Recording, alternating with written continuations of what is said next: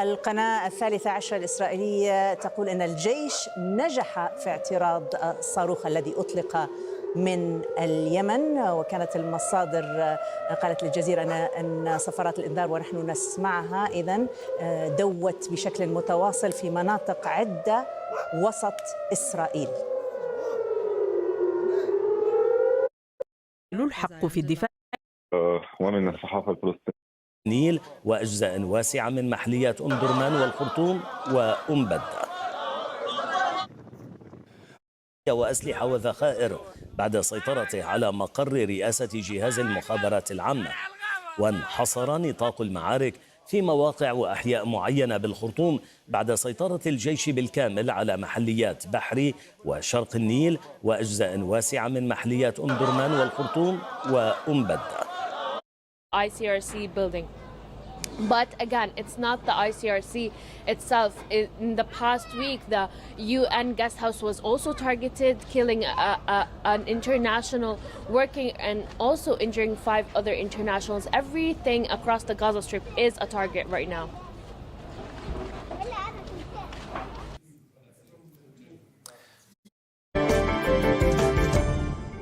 Donald Trump wants to transform the US into a manufacturing powerhouse. His favorite tool to help him achieve that is, of course, tariffs.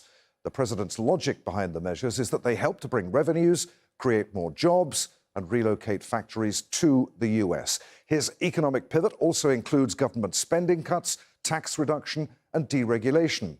The trade-off, though, is that many Americans will have to suffer short-term pain for long-term gain.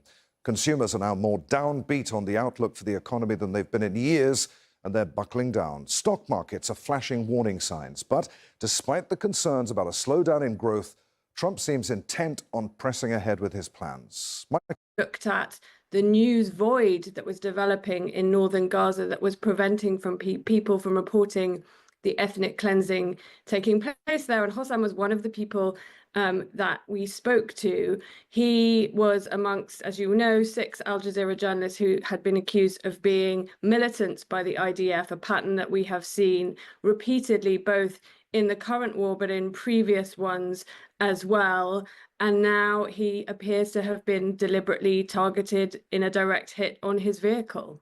Killing of a journalist, of a civilian, which would be a war crime. We have been investigating many of these cases. Certainly, we think over 13 cases where Israel appears to have been deliberately targeted a journalist, knowing them to be a journalist, and that would amount to a war crime. Journalists are civilians and must never be targeted in a war setting. And of course, what makes journalists particularly vulnerable, of course, in Gaza at the moment is it is only Gazan journalists who are able to report on what is happening inside the territory. Their work is enormously valuable. They are the only people who are able to be our eyes and ears as the international community for what's happening there.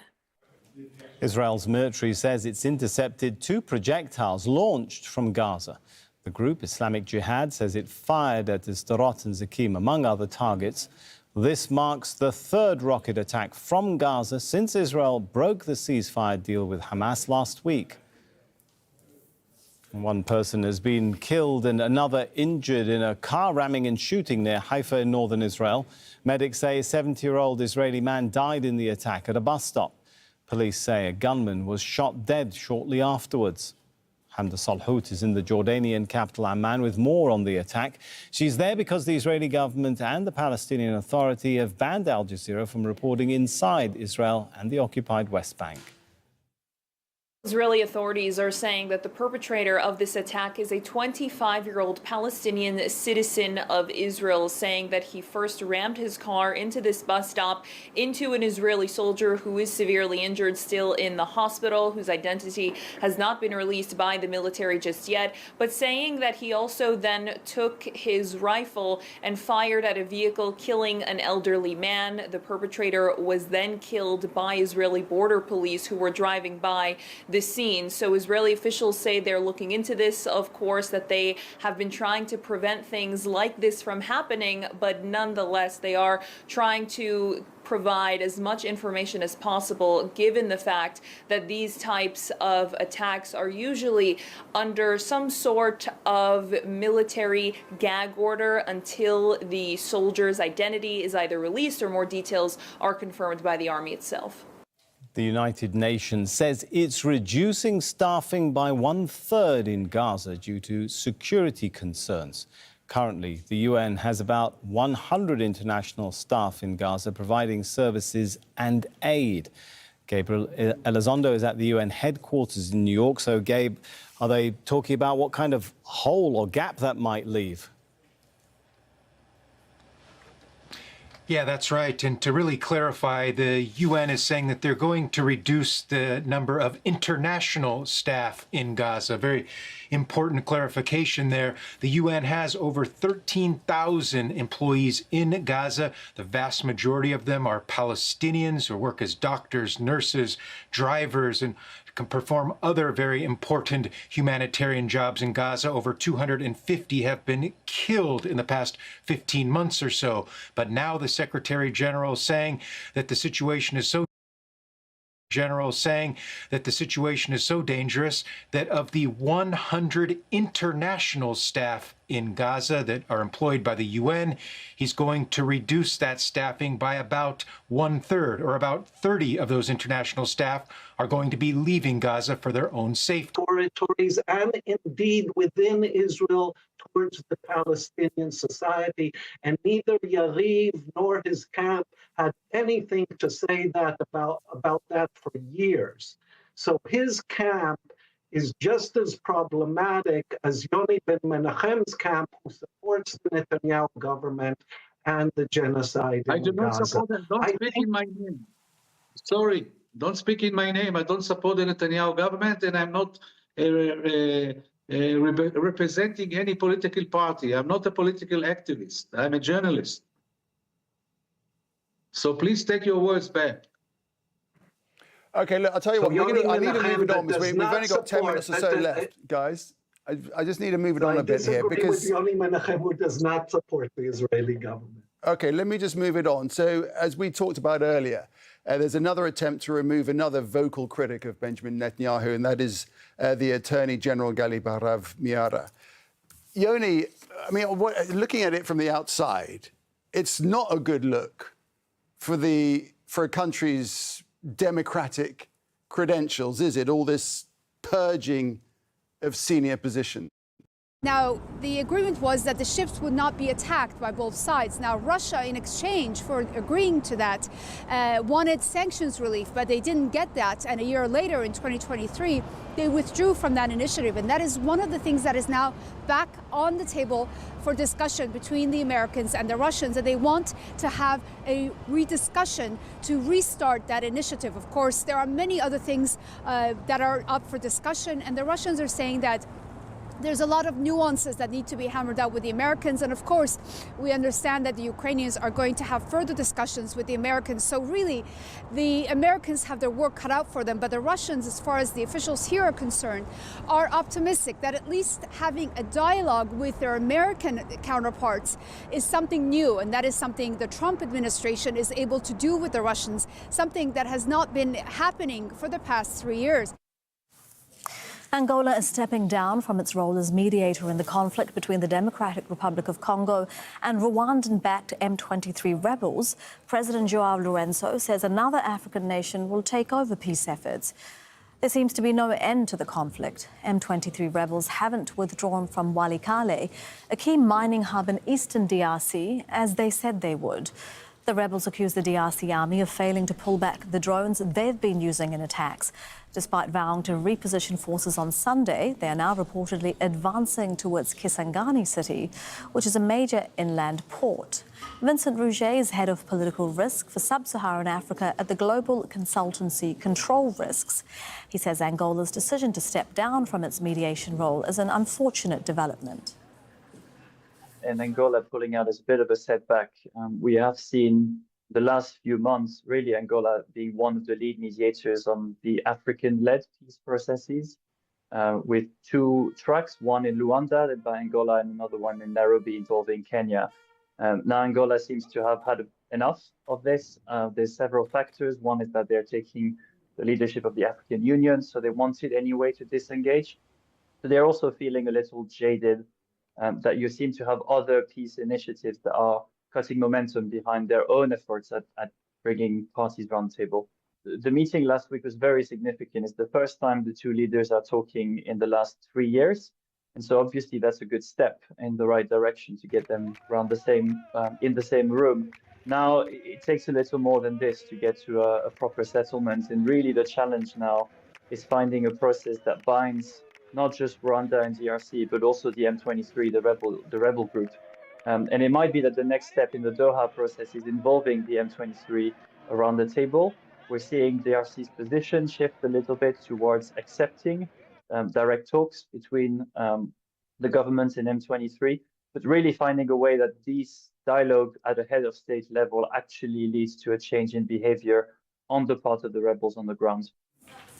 Rwanda is facing accusations of exploiting the conflict in the Democratic Republic of Congo to benefit its mining sector.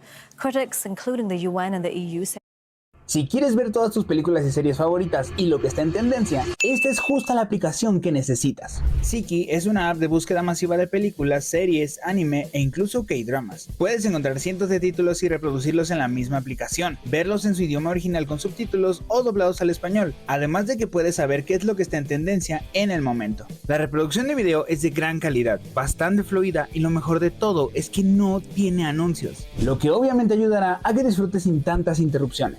Ver todas tus películas y series favoritas nunca había sido tan sencillo. Siki ya está disponible para descargar en Google Play y puedes descargarlo en el link que está aquí. Dangerous work, but they know the riches buried under Kigali's hill country have the potential to lift the entire country up. And every new vein sparks a fresh wave of excitement.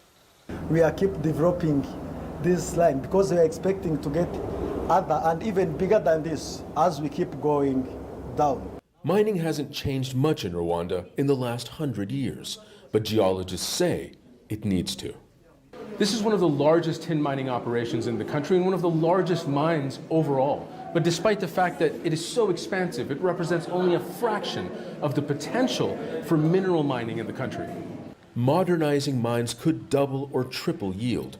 Convincing investors it is worth the cost is one of the biggest challenges. Mining has been done for many years, locally in a more artisanal way for many years, and now we are starting to modernize the process, the operations. But there is still a mindset problem. Rwanda is already a leading global producer of the 3 Ts, tin, tantalum, and tungsten. Significant deposits of rare earth elements and other valuable minerals have the potential for economic growth that could be transformative. The reason it's essential to mechanize is you need to do proper exploration, you need to do proper mine planning so that you can optimize your mining production. Rwanda's government says accusing it of exploiting the DRC's resources is a strategy to undermine its strategic interests, amid a scramble for resources by regional and Western actors. Rwanda wants to become a hub for the industry, but this remains ambitious. Small-scale mining still accounts for 80% of mineral production, and attracting investors is a challenge when there is a war next door. Zain Basravi, Al Jazeera, Kigali, Rwanda. Still ahead on Al Jazeera. He wants to break us so America can own us. Canada's Prime Minister calls early elections, seeking a mandate to address growing tensions with the Trump administration. Plus, I'm Barnaby Lowe in Cambodia, where media watchdogs warn U.S. President Donald Trump's scrutiny of USAID could further endanger independent journalists.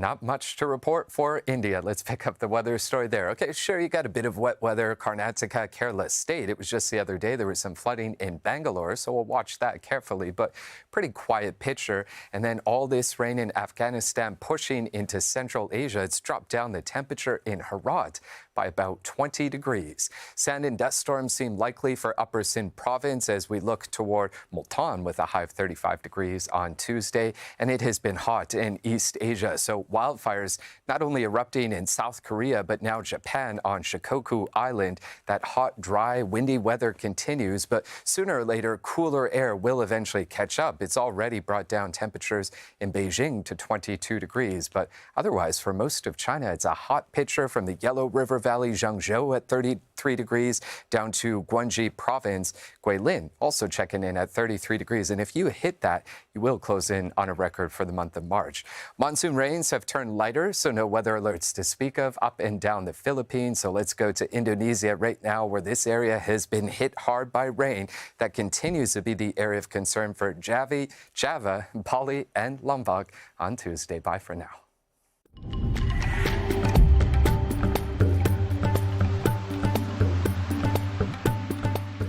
When delusion trumps the truth, the facts hang in the balance. He's going after the media in a way that's unprecedented. The narrative is being rewritten. He's choosing who to amplify. When voices are silenced, agendas prevail. Attacks on the press aren't accidents. They're part of a broader effort to suppress the story. Systemic emissions mean control. What has this discussion looked like in right-wing media circles in Israel? This is being labeled a capitulation. The Listening Post, decoding the media on Al Jazeera.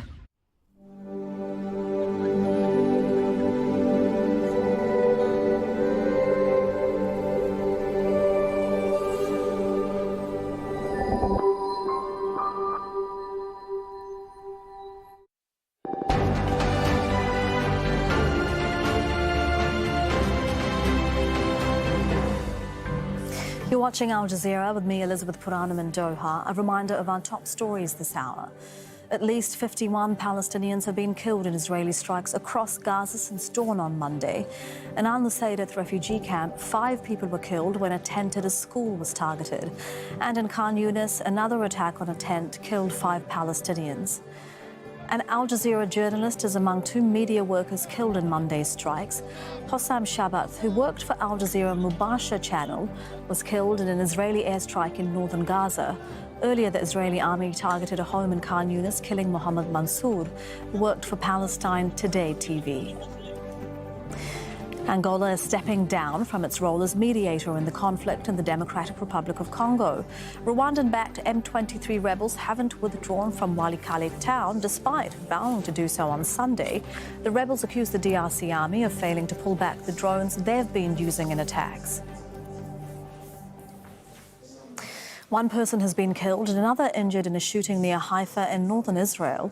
Medics say a 70-year-old Israeli man was killed in the attack, which happened at a bus stop in Yokneam. Police say the gunman was shot dead shortly afterwards.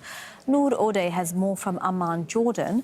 She's there because the Israeli government and the Palestinian Authority have banned Al Jazeera from reporting inside Israel and the occupied West Bank.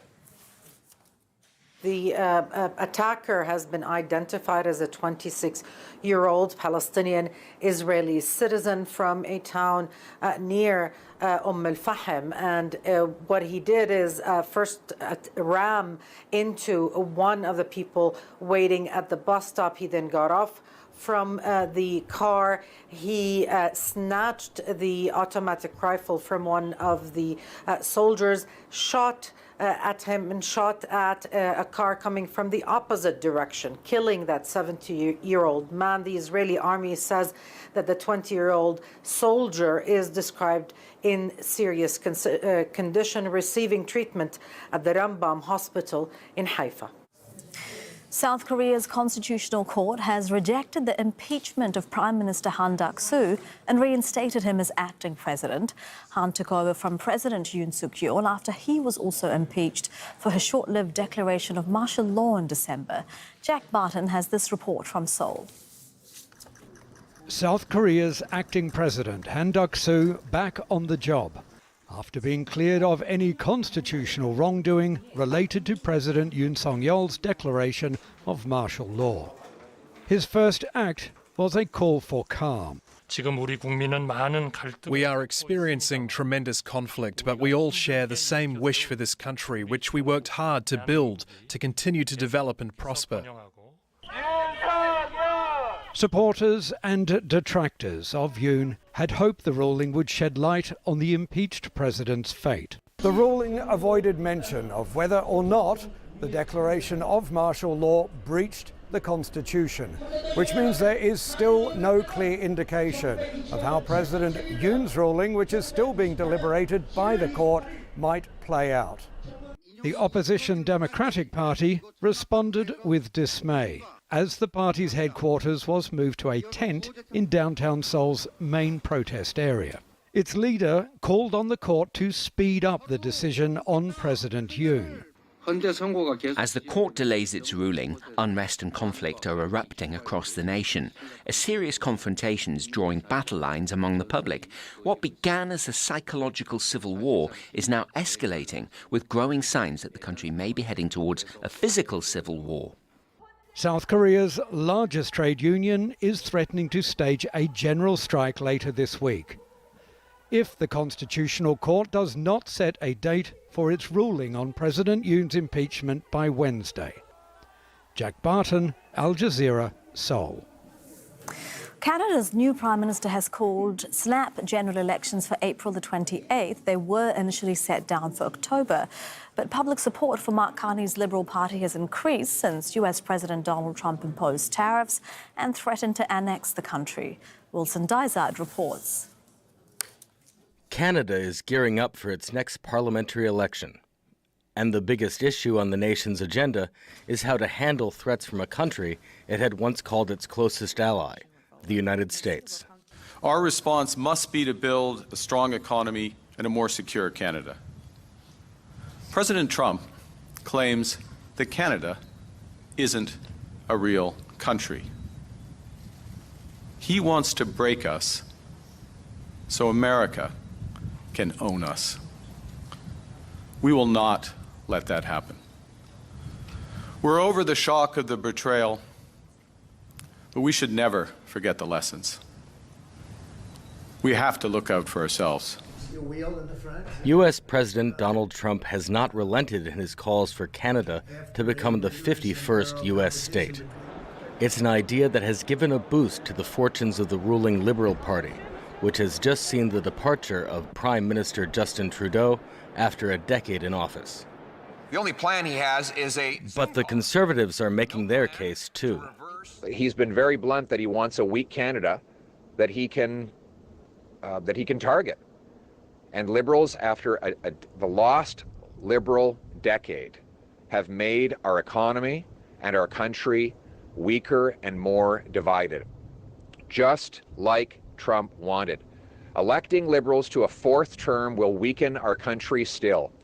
Both parties are competing for a mandate to manage a radically new relationship with the U.S. People are very worried. If I could comment on the mood of the country from my vantage point, people are nervous. Trump has made Canada look weak and vulnerable. And the Conservatives will take advantage of that. Both the Liberals and the Conservatives will say that they are better positioned to negotiate with the Americans. Economists warn that Trump's plans to impose high tariffs on Canada could cause havoc on both sides of the border, especially for the automotive industry. Trump says he will announce those trade restrictions on April 2nd. Whatever those turn out to be, Canadians will head to the polls with Trump on their mind. Wilson Dysart, Al Jazeera. Greenland's government has criticised an upcoming trip by a US delegation to the semi-autonomous Danish territory. The outgoing Prime Minister says the planned visit is a provocation and has refused to meet the officials. The delegation, including Second Lady Usha Vance and National Security Advisor Mike Waltz, is expected to visit an American military base there.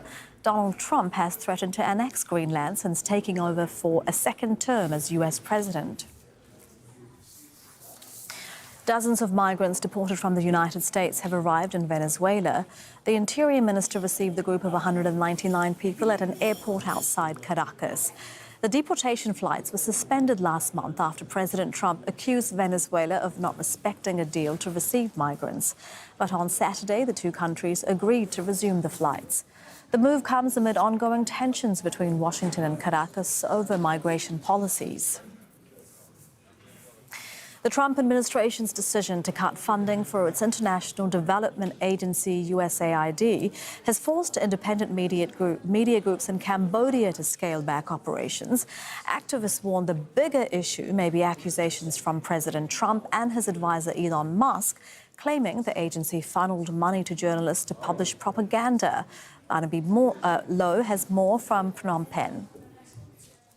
Empty desks and chairs, and a deafening silence.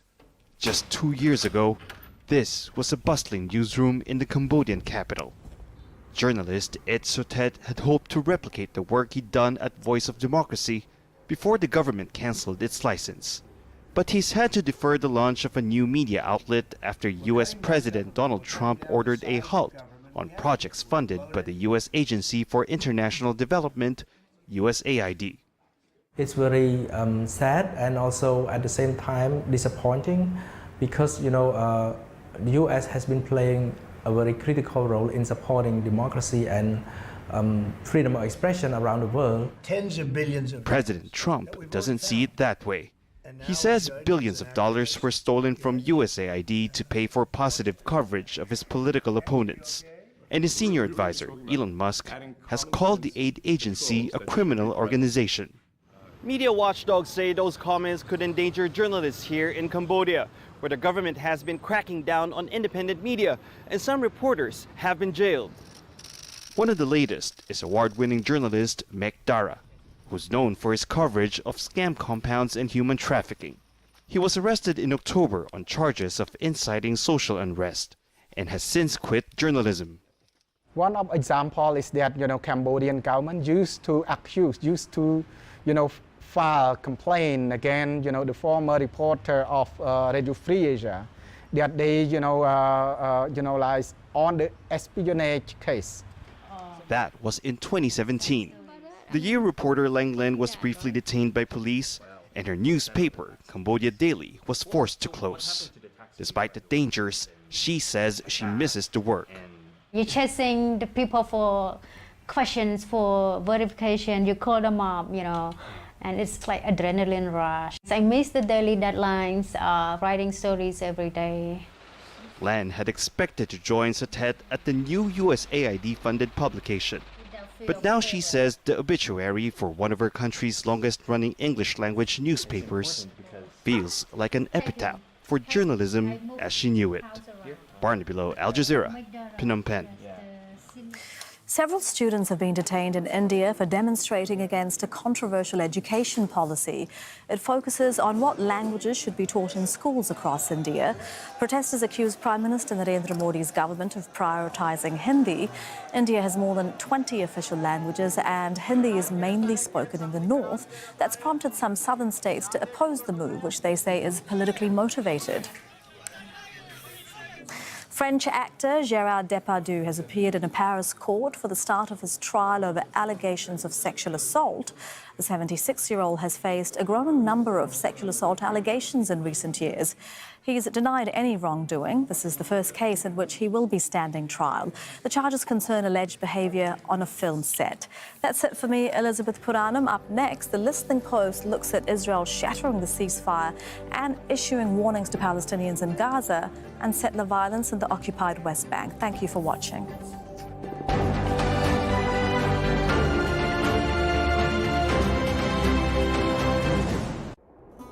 The sun rises brilliantly here.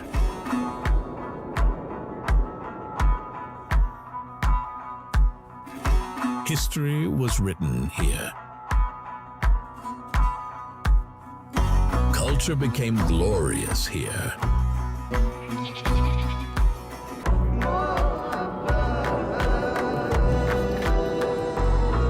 Eastern Anatolia, the timeless journey.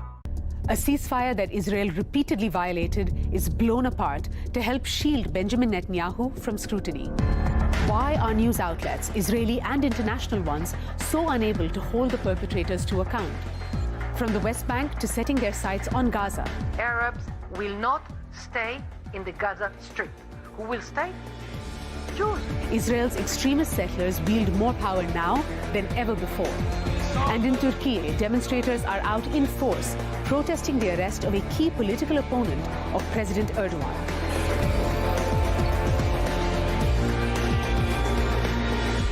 The ceasefire catalyzed by Donald Trump in January was, while it lasted, barely worthy of the label.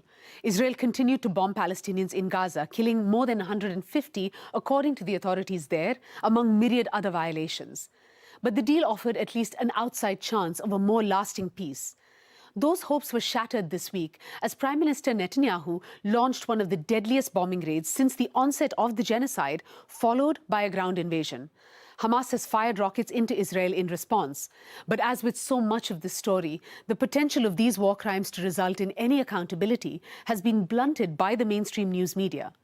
Israeli outlets have pushed a fact-free narrative that blames Hamas for the deal's breakdown. Western journalists with less skin in the game ought to be providing a journalistic antidote. But despite all the accusations that they are complicit in the genocide, from UN experts, international lawyers, and even their own employees, they have been caught repeating the same habits. There was no warning, no evacuation. Palestinians were slaughtered while they slept. And the images, again, of children slaughtered, their bodies torn apart. Entire families wiped out, over 400 people killed, many of them children. It's just absolutely horrific. It's really hard to breathe seeing this and also imagining that this is going to become normal again. We are once again seeing horrific images of parents weeping over their dead children.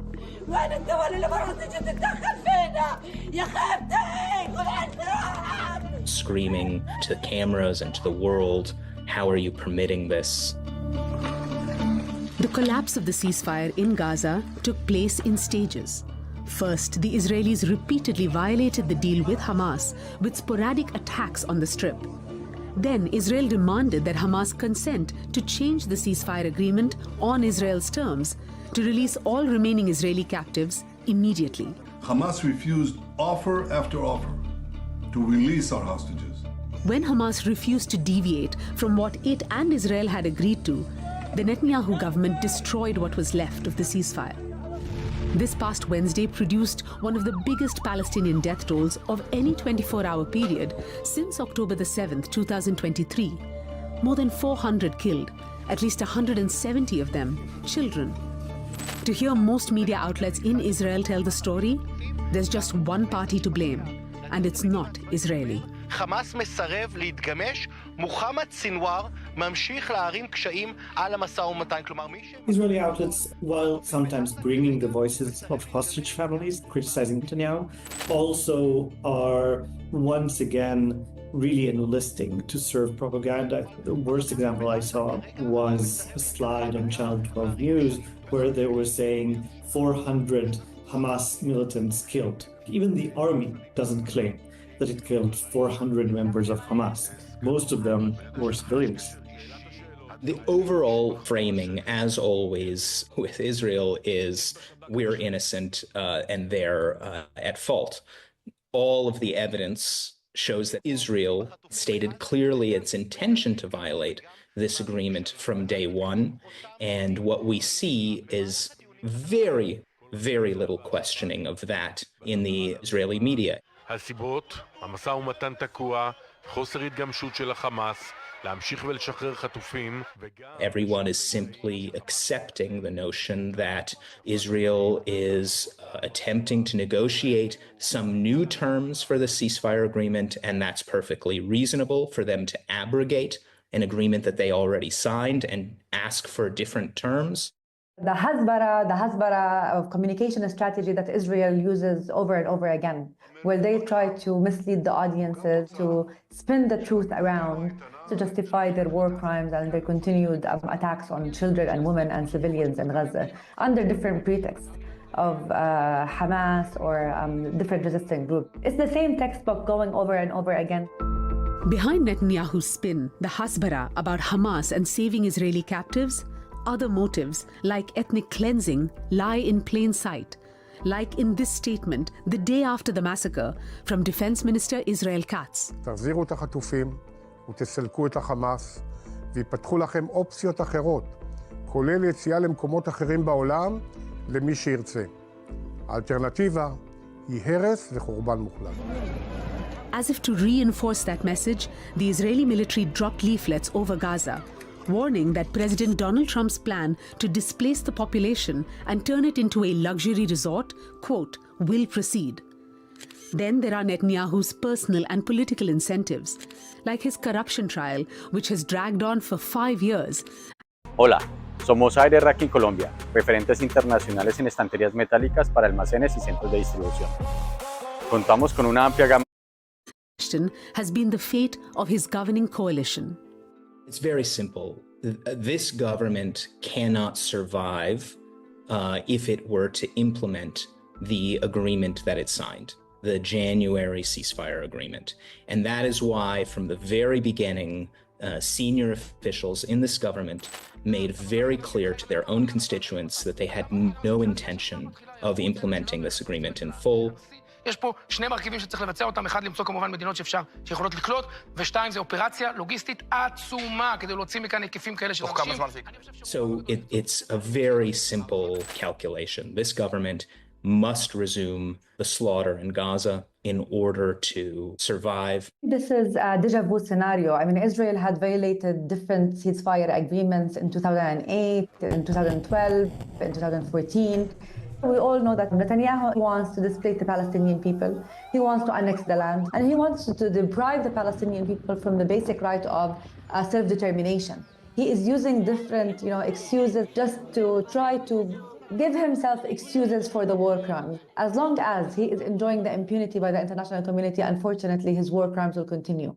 The wider context is the fact that Israel has not changed its policies of true supremacy, the assumption that there's no room for any kind of Palestinian sovereignty or independence. Add to that October the 7th, and Israel is being completely unwilling to accept anyone else as the ruler over the Gaza Strip.